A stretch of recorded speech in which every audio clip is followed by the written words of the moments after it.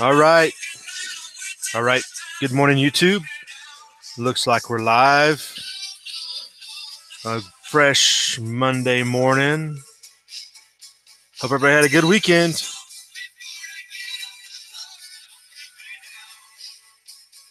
Hope everybody's doing good. But one thing I am tired of is talking about weather everywhere but here. So just starting off with the weather, more snow for everybody out there east of Denver, it looks like. But nothing out here. High and dry. I mean, it's downright bad April, May weather out here. Talking to the neighbor yesterday, I was like, if this could just be our June and July weather, we'd be set. Indeed, we would. So I hope everybody is doing good that's checking in with us this morning. We're going to hit something for everyone, hopefully. And hopefully we won't step all over ourselves here.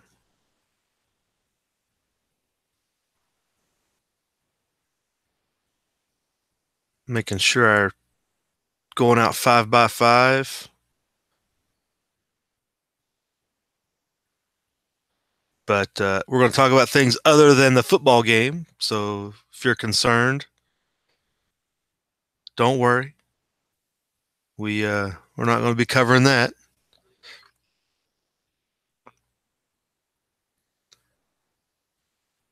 But the weather, yeah. So lots of snow in the northern Rockies, going out through the Midwest, all across the plains. You can see there snow in. Looks like Long Bay got some snow last night.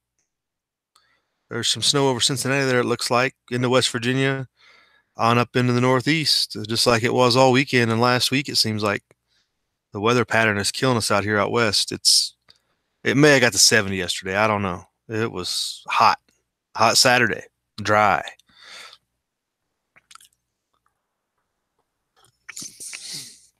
We need a severe change in the weather pattern if we're going to survive this.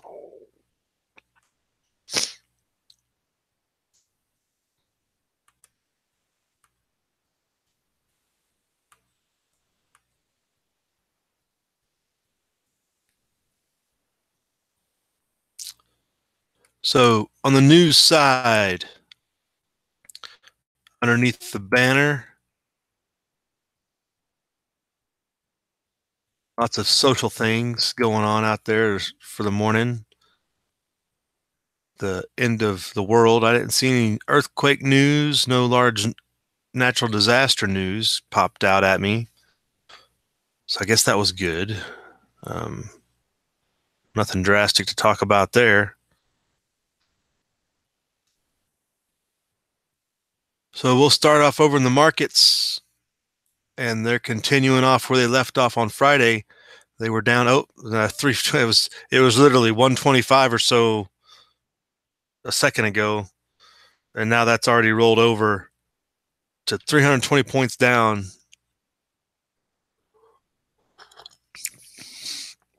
So could we be getting this big correction they've been talking about?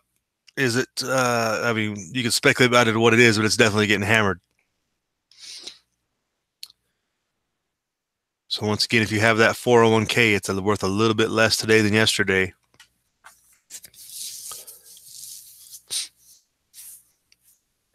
If you're in the gambling mood, you could go in and buy.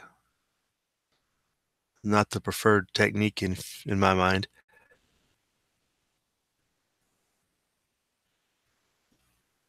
Janet Yellen had her final hoorah this weekend as she is gone as the Fed chair. Fortunately for, well, I don't know. It doesn't matter who the Fed chair is, but she looked like George Soros' little brother. But she called stock valuations high on her final interview as chief, and she's out.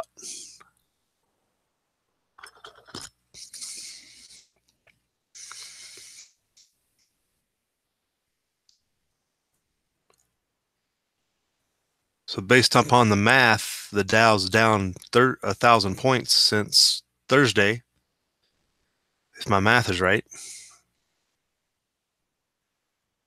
I guess she had an interview with CBS. How kind of them.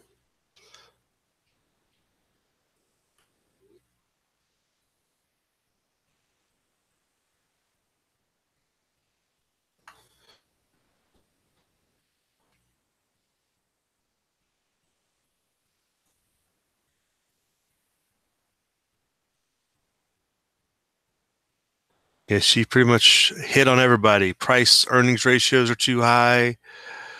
Real estate is too high compared to rent. She hasn't been here to Nevada, apparently. Um, Rent and real estate's all high.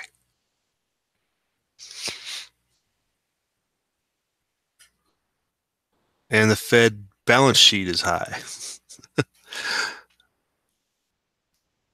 Yeah, it's all bad. And ain't got nowhere to go up. It got nowhere to go. No wiggle room for the economy and the Fed and getting this mess cleaned up. Probably not going to happen. How's it going to shake out? We can all speculate. But yeah, so the Dow's down, the Fed's out, new Fed, and the new guy's definitely getting a mouthful to worry about dealing with this morning.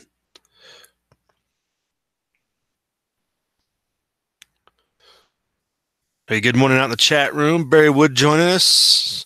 Food Forest Permaculture, good morning. I was reporting earlier, it looked pretty dry up there in the Pacific Northwest. Look a little bit of showers as we hit the weather. Oh, the weather's out east once again. I was commenting we really need to start talking about some weather in the west because we are getting messed around with down here. But yeah, it's like a little rain around Seattle, you guys, anybody in that area, but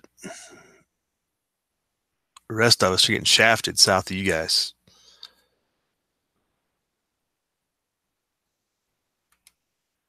So stock market bouncing all kinds of places in the red for your early morning. Oil's playing with going below $65. Bonds are still 2.85 is still pretty high. They'll see how they play around. If they come down any to give some reprieve to the markets. So it'll be the big watch. Another story in here about how Bitcoin and cryptocurrencies have dropped severely in value. They really got beat up last week as well.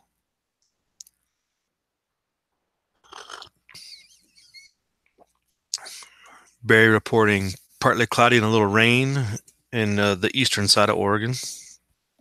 I'm sorry, Washington, Oregon. Sorry about that.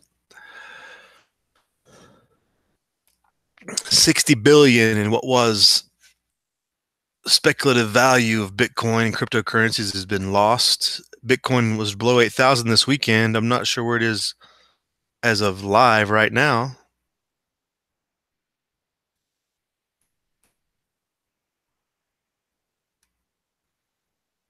This is a 2-hour-old story. It was already down to 7,500 today. So, yeah. I think Bitcoin may be the bank's way of warning everybody about trying to get out of their system. I mean, it just got crushed. You can definitely say the easy money is out.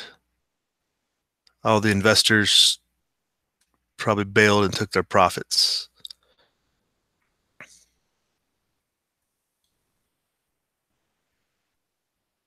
It has just got crushed. As we would expect it to when they're trying to send a message.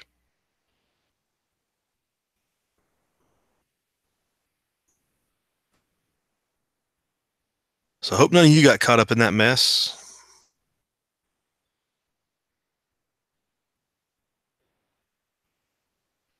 Kevin J. Stoll checking in with us out there in the chat. Good morning, sir. And just a wow on Bitcoin. Yeah, Food Forest. It's definitely a reality check moment, I guess you'd say, on the nature of it and the market of it, side of it. What is a true valuation of something like that as it plummets further and further down? I don't know if it has a live chart. I don't see a live chart anywhere.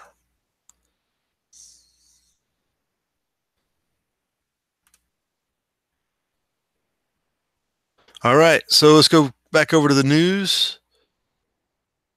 Couple things picked out. Like I said, there was nothing major I picked up when I was scrolling through. No earthquakes, no disasters,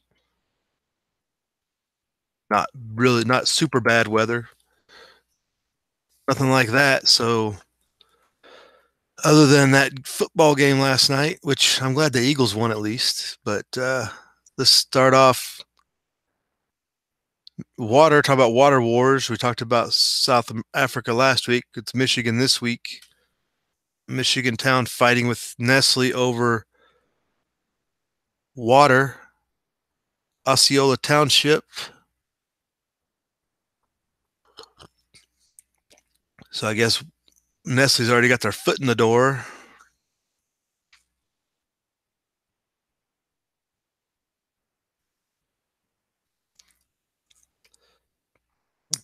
Effects on the river, changing the flow of the creek and the river there.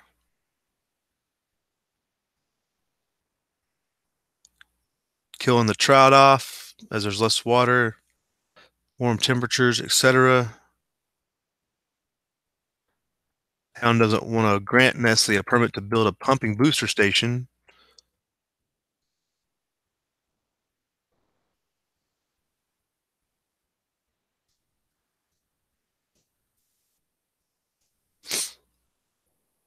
So the town is in conflict with Nestle and the state.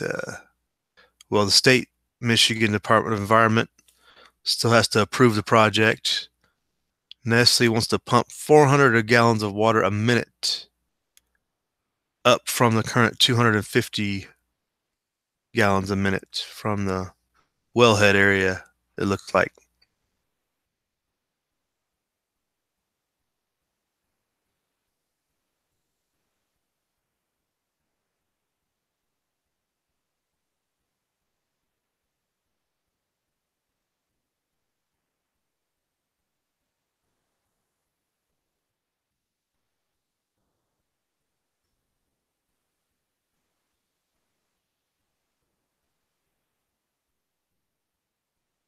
Here's the kicker of all this. Nestle pays $200 a year to the state of Michigan to pump more than 130 million gallons of water. I don't even think you can fathom how cheap that is. Talk about profit margins. Holy cow. And that's because the state controls that water right, I would imagine. Eastern water rights are so much different than Western. It's sometimes hard to get a grasp on what exactly the process they go through.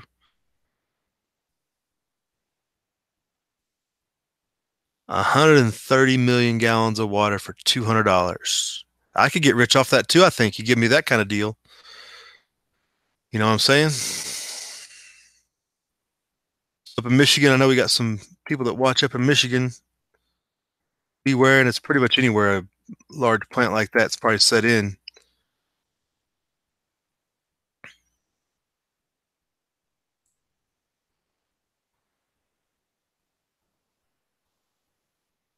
And we all know water's worth more than $200 for 130 million gallons. I think we can agree to that. So there's a story for you. This is on Americans for Free Press. That's this article. Agency for. Oh, it's a what? Hmm. Anyway, it's linked in Drudge as well. hypersonic jet that can circle the globe in 3 hours. Sure, there's something faster. I don't know if they can confirm it. The Blackbird SR-91 is faster yet, but this is pretty fast.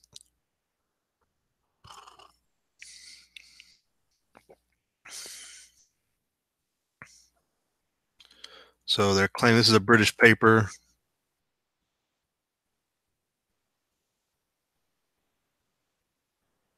Oh, they're going to try to build this in the next 10, 20 years. This ad is in the way. I don't care. And it's still blocking my view. It's a Boeing product, it looks like. So I guess they're trying to get faster than the SR-71.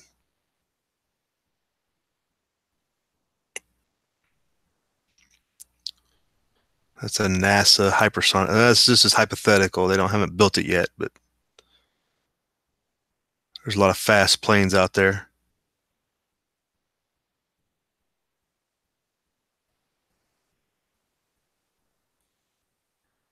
Five times greater than the speed of sound. That's an unmanned aircraft. Well, put some people on it. We'll be talking. Science tech news there. Nothing earth shattering. Here's some sign of how bad can California get. So this is the Washington Post, just basically hypothesizing, you think California politics is bad now, just wait. It's going to get worse, if that's possible. So I guess there's no hope for those of you in the Golden State.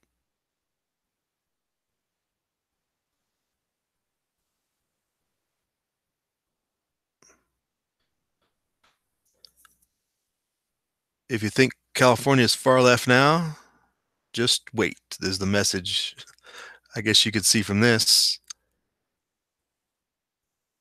State of Jefferson can't happen soon enough.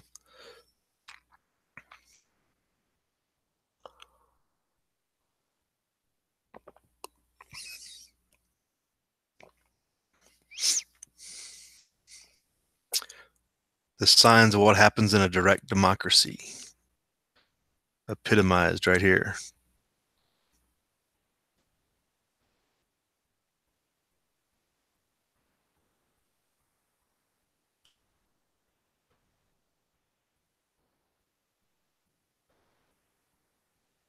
So that'll be a good anecdotal article to read if you want to see the future of direct democracy and what it leads to in California. There you go. All right, we're about halfway through, folks. Go back out in the chat room. Just got you guys chatting it up. Yeah, the water thing is always a popular subject.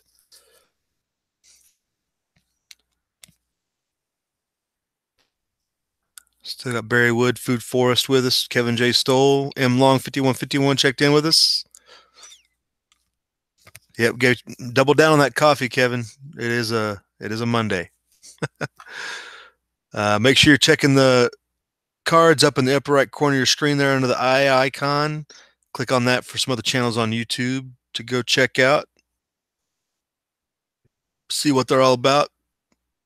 Give them some support, whatever you feel like doing, but definitely worth checking out in my opinion, depending on what you're looking for.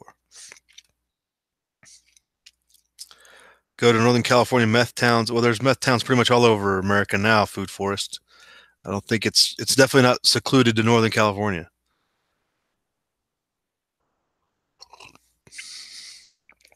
And M. Long asked, how fast is the 37B, X-37B? I don't even know what the X-37B is, M. Long. Is that one of those test aircraft?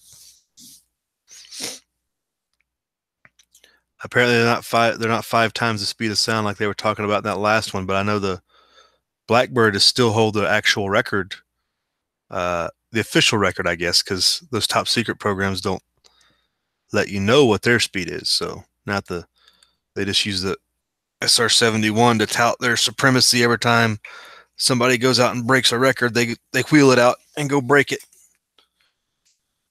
All right, Food Forest out. We'll see you later. Have a good day.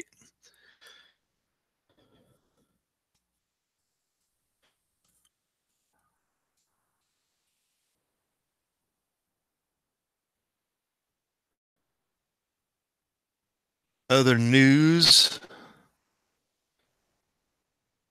Those of you that just joined us, the market is getting pummeled. There was some YouTube news. This is on the Hill. They're talking about combating propaganda. So this has been a popular topic. So this came out this weekend. Oh, this came out Friday afternoon or evening, I guess. So this is talking about that. We talked about this Friday already. Okay, we talked about the YouTube flagging videos as state government funded organizations, and PBS was all in uproar. So we talked about this. And there's another article on that. That's still funny. Everybody's all upset that they're going to get called out as national propaganda. So going back here to the West, we'll kind of wrap it up. See if we get any more feedback from the chat room. If you guys got any stories you want to bring up. Kevin, are you in Michigan?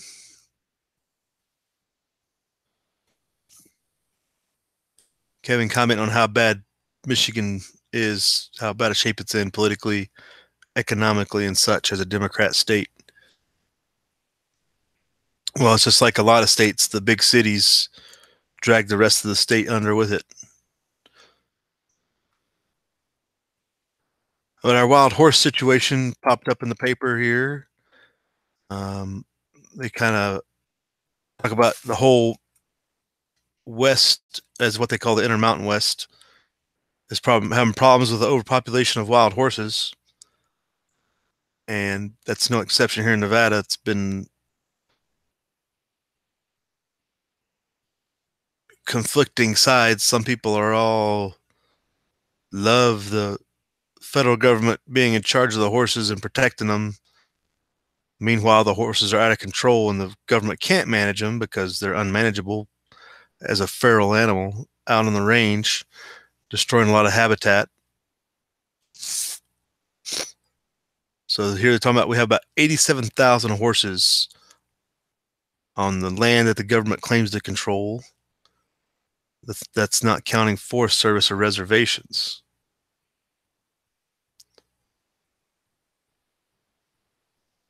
And they also have 45,000 horses in burros, either living in BLM or privately contracted holding facilities. 45,000 horses the government holds in basically a corralled area because they've taken off the range.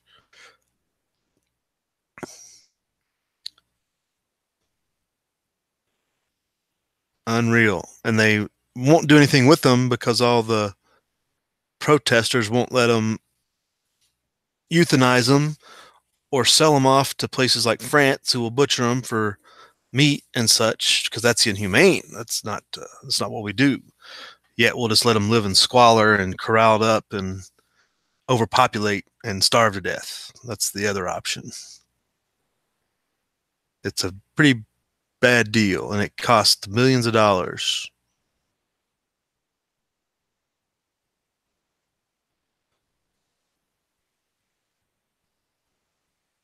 Yeah, but the only way to alleviate a lot of these issues is to give people free range to remove the horses from the range. Otherwise, it ain't going to happen because the government can't do it, especially effectively. Here they're talking about BLM spends about 60% of its annual budget on wild horses. The rest of it spends on incarcerating and assaulting ranchers.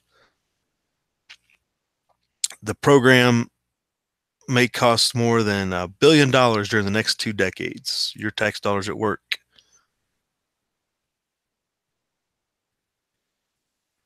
Remember in the old Western movies when we were growing up? The old hired hand cowboys hired by the government to come in and squeeze off ranchers and stuff. It's not, nothing's changed. Looking back in the side chat. Oh, Kevin, you're from Northern Indiana. Oh, close enough. You got good info. You know what Michigan's like. Yeah. Question: how about the FDA and the halt to homeopathic remedies? No more selling of such products unless FDA approved now. And this has been an ongoing issue, I believe, Kevin. I remember seeing something. Oily Prepper that does her chat and has talked some about this in the past, about how some like the homeopathic oils and stuff were getting regulation.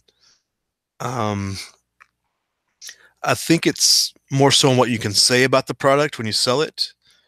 You can't address it as a homeopathic unless it's tested, unless approved, which they're not going to approve a lot of those things. I think is part of it. So they're losing some of that, but you'd have to explain more. I know it was hitting some of the essential oil peoples a while back. Is that the same process you're talking about, or?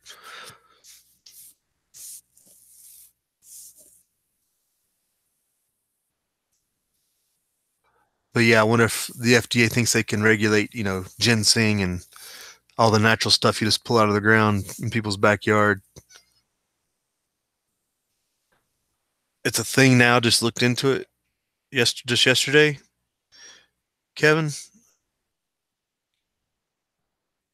All right, we'll be on the lookout. Um, they're always coming up with some new regulatory scheme to squeeze people out.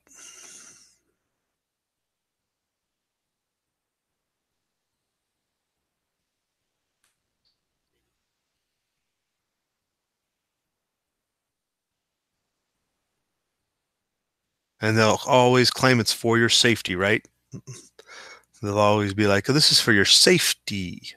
They're going to take away these good products you've been using for decades or whatever.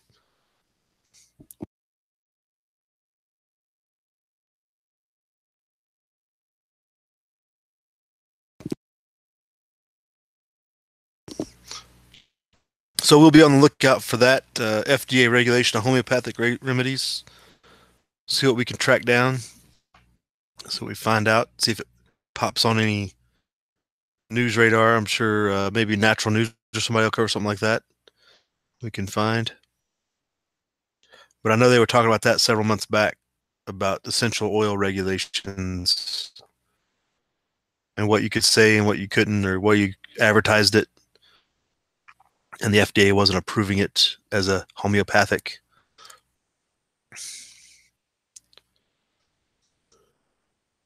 All right, folks. Thanks for coming to join us out there in the side chat, hanging with us. Have a good day. Still sticking with us, Kevin Stoll, Barry Wood, M Long 5151. Food Force Permaculture was with us earlier. And just remember to go check those channels out in the cards as you're perusing the YouTube this week. And thanks for joining us, everybody. Go out, live free.